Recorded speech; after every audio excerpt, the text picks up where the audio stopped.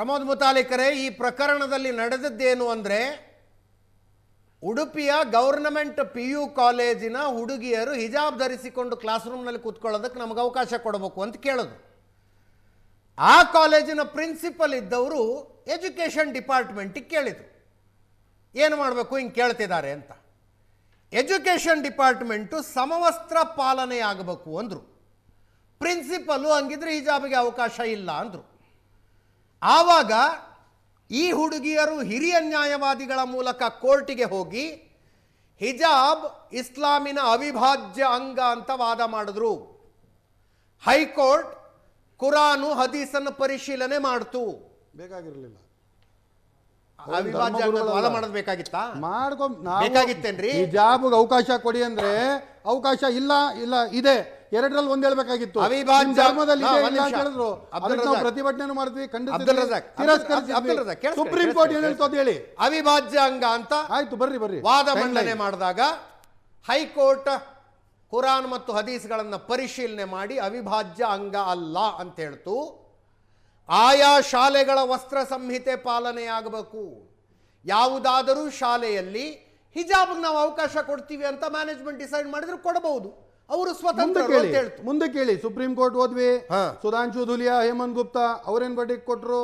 ಸುಧಾಂಶು ಧುಲಿಯಾ ಅವ್ರ ವರ್ಡಿಕ್ಟ್ ಹೇಳಿ, ಹೆಣ್ಣು ಮಗುವಿನ ಗೌರವ, ಅವಳು ಕಾಲೇಜಿಗೆ ಬರ್ತಿರೋದೇ ದೊಡ್ಡ ವಿಷಯ, ಯಾಕೆ ಓದ್ಲಿ, ಯಾಕೆ ಕಾಲೇಜಿಗೆ ಬರ್ತಾ ಇರೋದೇ ದೊಡ್ಡ ವಿಷಯ? ಬಿಜೆಪಿನವರು ಏನ್ ಹೇಳ್ತಾರೆ? ಯಾಕೆ ಕಾಲೇಜಿಗೆ ಬರ್ತಾ ಇರೋದೇ ದೊಡ್ಡ ವಿಷಯ? ಬೇಟಿ ಬಚಾವ್ ಬೇಟಿ ಪಢಾವ್. ಯಾಕೆ ಕಾಲೇಜಿಗೆ ಬರ್ತಾ ಇರೋದೇ ದೊಡ್ಡ ವಿಷಯ? ಯಾಕೆ ಕಾಲೇಜಿಗೆ ಬರ್ತಾ ಇರೋದೇ ದೊಡ್ಡ ವಿಷಯ? ಯಾಕೆ ಕಾಲೇಜಿಗೆ ಬರ್ತಾ ಇರೋದೇ ದೊಡ್ಡ ವಿಷಯ? ಯಾಕೆ ಯಾಕೆ ಅಂತ ಹೇಳಿದ್ರೆ, ಆ ಮುಸ್ಲಿಂ ಸಮುದಾಯದಲ್ಲಿ ಎಕನಾಮಿಕಲಿ, ಸೋಷಿಯಲಿ, ಎಜುಕೇಶನಲ್ಲಿ ಬ್ಯಾಕ್ವರ್ಡ್ ಕ್ಲಾಸಸ್ ಇದ್ದೇ ಇದೆ. ಅದಕ್ಕೆ ಬೇರೆ ಸಮುದಾಯದಲ್ಲಿ ಇಲ್ಲ, ಅಲ್ಲಿ ಮಾತ್ರ ಇದೆ. ಹಿಜಾಬ್ಗೆ ಏನ್ ಸಂಬಂಧ? ಏನು? ಹಿಜಾಬ್ ಅದು ಧರ್ಮದ ಒಂದು ಅವಿಭಾಜ್ಯ ಅಂಗ ಅಲ್ಲ ಅಂತ ಹೈಕೋರ್ಟ್ ಹೇಳಿದೆ. ಕೃಷ್ಣ ಎಸ್ ದೀಕ್ಷಿತ್ ಮುಸ್ಲಿಂ ಧರ್ಮಗುರುಗಳಲ್ಲ, ಅವರು ನಮ್ಮ ನ್ಯಾಯಾಲಯದ ನಂಬಿಕೆ ಇಲ್ಲ, ವರ್ಡಿಕ್ಟ್ಗೆ ಸಂವಿಧಾನದ ನಂಬಿಕೆ ಇಲ್ಲ, ಬಾಬಾ ಸಾಹೇಬರ ನಂಬಿಕೆ ಇಲ್ಲ ಇವರಿಗೆ. ಮುಂದಕ್ಕೆ ಸುಪ್ರೀಂ ಕೋರ್ಟ್ ಅಲ್ಲಿ ಸುಧಾಂಶು ಧುಲಿಯಾ ಅವರು, ಉಚ್ಚ ನ್ಯಾಯಾಲಯ, ಅಪೆಕ್ಸ್ ಕೋರ್ಟ್, ಸುಪ್ರೀಂ ಕೋರ್ಟ್ ಇನ ಜಸ್ಟಿಸ್ ಜಡ್ಜ್ಮೆಂಟ್ ಬಂದಿಲ್ಲ, ಸ್ಪ್ಲಿಟ್ ವರ್ಡಿಕ್ಟ್ ಬಂತಲ್ಲ, 50-50 ಬ್ರಿಟಾನಿಯಾ ಬಿಸ್ಕೆಟ್, ಮುಗಿತಲ್ಲ ಕತೆ. ಅಜಿತ್, ನಾನು ಕಂಟಿನ್ಯೂ ಮುಗಿತಲ್ಲ ಕತೆ. ಇವಾಗ ಇವ್ರಿಗೆ ಎಷ್ಟು ಅವಕಾಶ ಇದೆಯೋ, ನೀವು ಕೋರ್ಟ್ ಒಪ್ಪಲ್ಲ ಅಂತೀರಾ, ಒಪ್ತೀನಿ ಅಂತೀರಾ, ನಮಗೂ ಅಷ್ಟೇ. ಒಂದ್ ನಿಮಿಷ ಅಜಿತ್, ಈಗ ಟೈಮ್ ಲೈನ್ಸ್ ನೀವು ಹೇಳಿದ್ರಿ. ಮಾರ್ಚ್ 22 ಕೋರ್ಟ್ ವರ್ಡಿಕ್ಟ್ ಬಂದಿದ್ದು, ಹೈಕೋರ್ಟ್ ಏನ್ ಹೇಳ್ತು? ಅಪ್ಹೆಲ್ಡ್ ಮಾಡ್ತು, ನಾವು ಇಶ್ಯೂ ಮಾಡಿದಂಥ ಒಂದು ಸರ್ಕ್ಯುಲರ್ನ. ಹೌದು, ಹಿಜಾಬ್ನ ಹಾಕೊಂಬಾರ್ದು, it is not part of essential religious practice ಅಂತ ಹೇಳ್ತು. ಅದಾದ ನಂತರ ಅವತ್ತೇನೆ ಮುಸ್ಲಿಂ ಪರ್ಸನಲ್ ಲಾ ಬೋರ್ಡ್ ಅಪೀಲ್ಗೆ ಹೋಯ್ತು. ಅದಾದ 6 ತಿಂಗಳು ಅಕ್ಟೋಬರ್ನಲ್ಲಿ ಸ್ಪ್ಲಿಟ್ ವರ್ಡಿಕ್ಟ್ ಬಂತು, ಒಬ್ರು ಪರವಾಗಿ ಒಬ್ರು ವಿರುದ್ಧವಾಗಿ. ಆ ಸ್ಪ್ಲಿಟ್ ವರ್ಡಿಕ್ಟ್ ಬಂದಾಗ ಲಾರ್ಜರ್ ಬೆಂಚ್ಗೆ ಹೋಗಿದೆ, ಇನ್ನೂ ಏನು ಫೈನಲ್ ಡಿಸಿಷನ್ ಬಂದಿಲ್ಲ. ಅವಾಗ ನಿಮಗೆ ಸ್ಟೇಟ್ ಕೊಟ್ಟಂತ ಹೈಕೋರ್ಟ್ ವರ್ಡಿಕ್ಟ್ ಪ್ರಿವೇಲ್ ಆಗುತ್ತೆ. ನಿಮ್ಗೆ ಅದು ಕಣ್ಮುಂದೆ ಇರುವಾಗ ಇವತ್ತು ಈ ಸರ್ಕಾರ 2022 ಸರ್ಕಾರನ ವಿಡ್ರಾ ಮಾಡ್ಕೊಂಡಿರೋದೇ ಅಸಂವಿಧಾನಿಕ. It is still pending in the court. Point number 1. Point number 2, essential religious practice ಬಗ್ಗೆ ಮಾತಾಡಬೇಕಾದ್ರೆ ಈ ಸರ್ಕ್ಯುಲರ್ನಲ್ಲಿ ಅವ್ರು ಏನು ಮಾಡಿದ್ದಾರೆ ಅಂದರೆ, ಸರ್ಕಾರ ಇವಾಗ ಹೊಸದಾಗಿ ಹೊಡಿಸಿರೋ ಸರ್ಕ್ಯುಲರ್ನಲ್ಲಿ ಶಿವದಾರ, ಜನಿವಾರ, ಆಮೇಲೆ ಕೆಲವೊಂದು ಬೇರೆ ಬೇರೆ ಇದನ್ನೆಲ್ಲ ಆ್ಯಡ್ ಮಾಡಿದ್ದಾರೆ. ಅಜಿತ್, ಸಿಂಪಲ್, ಜನಿವಾರ ಅನ್ನೋದು ಒಬ್ಬ ಬ್ರಾಹ್ಮಣನಿಗೆ 24 ಅವರ್ಸ್ ಹಾಕೊಂಡಿರ್ತಾರೆ. ಸ್ನಾನ ಮಾಡ್ಬೇಕಾದ್ರೆ, ಮಲಗಬೇಕಾದ್ರೆ, ಊಟ ಮಾಡ್ಬೇಕಾದ್ರೆ, ವರ್ಷಕ್ಕೆ ಒಂದೇ ಸರಿ ಮಾತ್ರ ಅವರು ಉಪಕರ್ಮ ದಿವಸ ಅದನ್ನ ಚೇಂಜ್ ಮಾಡೋದು. ಸತ್ತ ಮೇಲೆ ಅವರ ದೇಹದ ಜೊತೆಗೆ ಜನಿವಾರ ಹೋಗುತ್ತೆ, ಅಲ್ಲಿವರೆಗೂ ಅಲ್ಲಿದ್ದೇ ಇರುತ್ತೆ. ಶಿವದಾರನು ಅಷ್ಟೇ, ಬಸವಣ್ಣನವರ ಇಷ್ಟಲಿಂಗ ಪೂಜೆ ಮಾಡೋರು, ಅವರು 24 ಅವರ್ ದೇಹದ ಮೇಲೆ ಹಾಕೊಂಡೇ ಇರ್ತಾರೆ, ಅವ್ರು ಯಾವತ್ತೂ ಕೂಡ ತೆಗೆಯೋದೇ ಇಲ್ಲ, ಪೂಜೆ ಮಾಡ್ತಾರೆ. So that's why that is considered as essential part of religious practice. ಹಿಜಾಬ್ ಹಂಗ್ ಮಾಡ್ತಾರ? 24 ಅವರ್ಸ್ ಹಿಜಾಬ್ ಹಾಕೊಂಡೇ ಇರ್ತಾರ, ಮನೇಲಿ ಹಾಕೊಂಡೇ ಇರ್ತಾರ? ಕೋರ್ಟ್ ಇದನ್ನೇ ಹೇಳಿರೋದು. ಆರ್ಟಿಕಲ್ 25 ಆಫ್, ಒಂದ್ ನಿಮಿಷ, ಕಾನ್ಸ್ಟಿಟ್ಯೂಷನ್ ಆಫ್ ಇಂಡಿಯಾ ಪ್ರೊಟೆಕ್ಟ್ ಮಾಡುತ್ತೆ ಗೊತ್ತಾ, fundamental rights to practise religious. They want that protects only essential religious practices. ಹಿಜಾಬ್ 24 ಅವರ್ಸ್ ಹಾಕೊಂಡಿರಲ್ಲ, ಮನೇಲೂ ಹಾಕೊಂಡಿರಲ್ಲ, ಅದಕ್ಕೋಸ್ಕರನೇ ಕೋರ್ಟ್ ವರ್ಡಿಕ್ಟ್ ಕೊಟ್ಟಿದ್ದು, ಅದನ್ನ ಇಟ್ಕೊಂಡೇ ಕೊಟ್ಟಿದ್ದು. ಇವತ್ತು ಇವರ ಒಂದು ವಾದ ವಿವಾದಗಳನ್ನ ರಜಾಕ್ದಾಗ್ಬೋದು, SDP ಅವ್ರನ್ನ ಆಗ್ಬೋದು ನೋಡ್ರೆ ನನಗೆ ಏನಿಸುತ್ತೆ ಗೊತ್ತಾ, ಕಾಂಗ್ರೆಸ್ ಅವ್ರನ್ನ ನೆನ್ಸ್ಕೊಂಡ್ರೆ ನನಗೆ ಈ ಶ್ರೀನಾಥ್ ಆಮೇಲೆ ಪದ್ಮಾವಸಂತ್ ಒಂದ್ ನಿಮಿಷ ಮುಗಿಸ್ಬಿಡ್ತೀನಿ ಅಜಯ್, ದಯವಿಟ್ಟು ಒಂದ್ ನಿಮಿಷ. ಶ್ರೀನಾಥ್ ಪದ್ಮಾವಸಂತ್ ಅವ್ರದ್ದು ಮಾನಸ ಸರೋವರ ಹಾಡ್ ನೆನಪಾಗುತ್ತೆ ನನಗೆ. ನೀನೇ ಸಾಕಿದಾಗಿಣಿ, ನಿನ್ನ ಮುದ್ದಿನಾಗಿಣಿ ಅದ್ದಾಗಿ ಕುಕ್ಕಿತ್ತಲ್ಲೋ, ನಿನ್ನ ಅದ್ದಾಗಿ ಕುಕ್ಕಿತ್ತಲ್ಲೋ ಅಂತ ಹೇಳ್ಬಿಟ್ಟು ಆ ದಾಟಿನಲ್ಲಿ ಮಾತಾಡ್ತಾ ಇದ್ದಾರೆ ಇವತ್ತು ಮುಸಲ್ಮಾನರು. ಆ ದಾಟಿನಲ್ಲಿ ಮಾತಾಡ್ತಾ ಇದ್ದಾರೆ.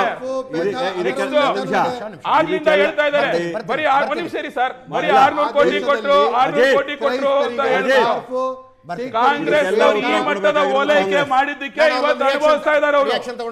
ಈ ಓಲೈಕೆ ಮಾಡಿದ್ದಕ್ಕೆ ಅನುಭವಿಸ್ತಾ ಇರೋದು ಅವರು. ಫಸ್ಟ್ ರಿಯಾಕ್ಷನ್ ಇದಕ್ಕೆಲ್ಲ ಉತ್ತರ ಕೊಡಬೇಕಾಗಿರ್ತಕ್ಕ ಆಡಳಿತ ಪಕ್ಷ, ನಾವು ಆಡಳಿತ ಪಕ್ಷದಲ್ಲಿ ತಗೊಂಡಿದ್ದ ತೀರ್ಮಾನದ ಬಗ್ಗೆ ನಾವು ಚರ್ಚೆ ಮಾಡ್ತಾ ಇದ್ದೀವಿ. ಅವರೆಲ್ಲರ ಮಾತುಗಳನ್ನು ಕೇಳಿದ್ದೀನಿ, ಅದೇ ಸಮಯದಿಂದ ಅವ್ರು ಕೇಳಬೇಕು ಅಂತ ಮನವಿಯನ್ನು ಮಾಡ್ತಾ ಇದ್ದೀನಿ. ಇವತ್ತು 2021ರಲ್ಲಿ ತಗೊಂಡ ತೀರ್ಮಾನವನ್ನು 2022ರಲ್ಲಿ ಕೋರ್ಟಿನ ಮೆಟ್ಟಿಲಲ್ಲಿ ಹತ್ತುತ್ತಾರೆ. ಹಲವಾರು ವಿಚಾರಗಳಲ್ಲಿ ಹೈಕೋರ್ಟಿನ ಒಂದು ತೀರ್ಮಾನ ಬರ್ತದೆ, ಸುಪ್ರೀಂ ಕೋರ್ಟಲ್ಲಿ ಒಂದು ತೀರ್ಮಾನ ಬರ್ತದೆ, 50% ಆಗ್ತದೆ. ಅದನ್ನು ಮತ್ತೆ ಲಾರ್ಜರ್ ಬೆಂಚಿಗೆ ರೆಫರ್ ಮಾಡಿರ್ತಕ್ಕಂಥ ಪ್ರಸಂಗ ಎಲ್ಲರಿಗೂ ಗೊತ್ತಿರ್ತಕ್ಕಂಥ ವಿಚಾರವೇ. ಆದರೆ ನಮಗೆ ಮುಖ್ಯವಾಗಿರ್ತಕ್ಕಂಥ ಶಿಕ್ಷಣವನ್ನು ಎಲ್ಲರಿಗೂ ಕೊಡಬೇಕು ಅಂತಕ್ಕಂಥದ್ದು ನಮ್ಮ ಮುಖ್ಯ ಉದ್ದೇಶದಿಂದಾಗಿ ಶಿಕ್ಷಣದ ಕಾಯ್ದೆ ನೋಡ್ರಿ ನಾವು ಮಾತಾಡಲಿಲ್ಲ. ನಾನು ಶಿಕ್ಷಣ ನಮಗಿರ್ತಕ್ಕಂಥ ಆದ್ಯತೆ ಹೇಳ್ತೀವಿ. ಒಂದು ತಿಳ್ಕೋಬೇಕು, ರಿಯಾಜ್ ಅವ್ರು ತಿಳ್ಕೊಬೋದು, ಅಥವಾ ರಜಾಕ್ ಅವ್ರು ತಿಳ್ಕೊಬೋದು, ಅಥವಾ ಇನ್ಯಾರ ಮಾತಾಡೋದು ತಿಳ್ಕೊಬೋದು. ನಾವು ಯಾವ ಬೈ ಎಲೆಕ್ಷನ್ ತೀರ್ಮಾನಕ್ಕೆ ಅನುಗುಣವಾಗಿ ತೀರ್ಮಾನ ಮಾಡಿಲ್ಲ ಅಂದರೆ ಸ್ಪಷ್ಟವನ್ನು ಮಾಡ್ತಾ ಇದ್ದೇನೆ. ಒಂದು ನಿಮಿಷ, ಈ ಒಂದು ಗೊಡ್ಡ ಬೆದರಿಕೆಗಳೆಲ್ಲ ಕಾಂಗ್ರೆಸ್ ಪಕ್ಷ ಎದುರುವುದಿಲ್ಲ. ಆದರೆ ನಾವು ಕೊಟ್ಟ ಮಾತಿನಂತೆ ನಡ್ಕೊಳ್ತಕ್ಕಂಥ ಯಾವುದಾದ್ರು ಪಕ್ಷ ಇದ್ರೆ ಅದು ಕಾಂಗ್ರೆಸ್ ಪಕ್ಷ. ನುಡಿದಂತೆ ನಡೆದಿದ್ದೇವೆ. ಸಿದ್ದರಾಮಯ್ಯ ಹೇಳ್ತೀನಿ ಕೇಳಿ, ಸಿದ್ದರಾಮಯ್ಯರು ಚುನಾವಣೆ ಸಂದರ್ಭ ಸೆಂಟ್ರಲ್ ಯಾಕ್ರಿ ಮಾತಾಡ್ತೀರಿ? ನೀವು ಎಜುಕೇಟೆಡ್ ಅನ್ಎಜುಕೇಟೆಡ್ ನೀವು? ನಾನು ನಿಮ್ಮನ್ನ ಕೇಳ್ತಾ ಇದ್ದೀನಿ ಕೇಳಿ ಸರ್, ಬಹಳ ಸೀರಿಯಸ್ ಮ್ಯಾಟರ್. ಹೇಳಿದ ಒಂದು ಮಾತು ಬಹಳ ಚೆನ್ನಾಗಿತ್ತು, ಶಿಕ್ಷಣ ಎಲ್ಲಕ್ಕಿಂತ ಹೇಳಿ. ಒಂದು ನಿಮಿಷ ಸರ್, ನೀವು ಯಾರ್ದೋ ಒಂದು ಫ್ಲೋನ ಕಟ್ ಮಾಡ್ಲಿಕ್ಕೆ ನೀವು ಕೂತಿಲ್ಲ ಇಲ್ಲಿ. ನಾನು ಮಾತಾಡಕ್ ಬಿಡಿ, ಆಮೇಲೆ ಮಾತಾಡ್ರಿ ದಯವಿಟ್ಟು ಕೇಳಿ, ಮನವಿ ಮಾಡ್ತಾ ಇದ್ದೀನಿ ನಿಮಗೆ. My flow, you have no right to cut it. ನನ್ನ ಸರ್ಕಾರ ಉದ್ದೇಶವನ್ನು ಹೇಳಲಿಕ್ಕೆ ಬಿಡಿ. ಸೆಂಟ್ರಲ್ ಯಾಕೆ ಮಾತಾಡ್ತೀರಿ? ಸೆಂಟ್ರಲ್ ಮಾತಾಡಬೇಡಿ. ನಾನು ನಿಮ್ಮನ್ನ ಮನವಿ ಮಾಡ್ತಾ ಇದ್ದೀನಿ. ಅವ್ರು ಮಾತಾಡೋಣ ಸೆಂಟ್ರಲ್. ನೀವು ಒಳ್ಳೇದು ಹೇಳಿ, ನಾನು ತಪ್ಪು ಮಾತಾಡಿದ್ರೆ ನೀವು ಆಕ್ಷೇಪ ವ್ಯಕ್ತಪಡಿಸಬಹುದು. ನಾನು ಮಾತಾಡ್ಲಿಕ್ಕೆ ಬಿಡಿ. ನಾನು ಇವತ್ತು ಹೇಳ್ತಾ ಇದ್ದೀನಿ, ಕುತ್ಕೊಳ್ರಿ, ಇದಲ್ಲ ಬೇರೆ ನಾನು ಕಂಡಿದ್ದೀನಿ. ಮಾನ್ಯ ಅಜಿತ್ ಅವರೇ, ನಿಮ್ಮ ಚಾನೆಲ್ಗೆ ಬಂದು ನಿಮ್ಗೆ ಅತ್ಯಂತ ಗೌರವವಾಗಿ ಹೇಳ್ತೀನಿ, ನಾನು ಮಾತಾಡ್ಲಿಕ್ಕೆ ಅವಕಾಶ ಕೊಡಿ. ಇಲ್ಲ ಅಂದ್ರೆ ನಾನು ಮಾತಾಡೋದಿಲ್ಲ. ನಾನು ಏನೇನಿದೆ ಅಂದ್ರೆ ಶಿಕ್ಷಣ ಅನ್ಇಂಟರಪ್ಟೆಡ್ ಆಗಿ ಮಾತಾಡೋದು ವೇದಿಕೆಯ ಭಾಷಣಗಳಲ್ಲಿ. ನಾಗರಾಜ್ ಯಾದವ್ ಅವರೇ, ಸರ್ ವೇದಿಕೆಯ ಭಾಷಣ ಮಾತಾಡೋಲ್ಲ, ಸೆಂಟ್ರಲ್ ಮಾತಾಡಿ, ಫ್ಲೋ ಕಟ್ ಆಗಲ್ಲೇನ್ರಿ? ಒಂದ್ ನಿಮಿಷ ರೀ, ಒಂದ್ ನಿಮಿಷ ಸರ್. ನೀವು ಆತರ ನಾನು ಏನ್ ಹೇಳ್ತಾ ಇದ್ದೀನಿ ಅಂತಂದ್ರೆ, ಒಂದ್ ನಿಮಿಷ ಸರ್. ನೋಡಿ, ಇದೆಲ್ಲ ಇಂಪೇಷಂಟ್. ಯಾಕೆ? ಸತ್ಯ ಹೇಳ್ತೀನಿ ಅಂತ ಭಯ. ಸತ್ಯವನ್ನು ಹೇಳ್ತಾ ಇದೀನಿ ಕೇಳಿ. ಸುಪ್ರೀಂ ನೋಡ್ರಿ, ಸುಪ್ರೀಂ ಕೋರ್ಟ್ ಅಲ್ಲಿ ಯಾವುದೇ ಅಂತ ಸ್ಟೇ ಆರ್ಡರ್ ಇಲ್ಲ. ಯಾವಾಗ ಸ್ಟೇ ಆರ್ಡರ್ ಇಲ್ಲವೋ, the matter government gets back the right to have an administrative order in place. ನಾವು ಅಡ್ಮಿನಿಸ್ಟ್ರೇಟಿವ್ ಆರ್ಡರ್, ಒಂದ್ ನಿಮಿಷ ಸರ್, ನಾವು ಅಡ್ಮಿನಿಸ್ಟ್ರೇಟಿವ್ ಆರ್ಡರ್ನ ಮಾಡಿರೋದು ನಿಜ. ಯಾವ ಕಾನೂನಿನ ಅಡಿಯಲ್ಲಿ ಬಿಜೆಪಿಯವರು ಆದೇಶಗಳನ್ನ ಹೊರಡಿಸಿದ್ರು, ಯಾವ್ದನ್ನ ಹಿಜಾಬ್ನ ನಿಷೇಧ ಮಾಡಿದ್ರು, ಅದೇ ಆದೇಶ ಹಿಂಪಡ್ಕೊಂಡು ಅದೇ ಕಾನೂನಿನ ಅಡಿಯಲ್ಲಿರ್ತಕ್ಕಂಥ ಅಧಿಕಾರ ಚಲಾಯಿಸಿ ನಾವು ಹೇಳ್ತಾ ಇರ್ತಕ್ಕಂಥದ್ದು ಒಂದು ಧರ್ಮಕ್ಕೆ.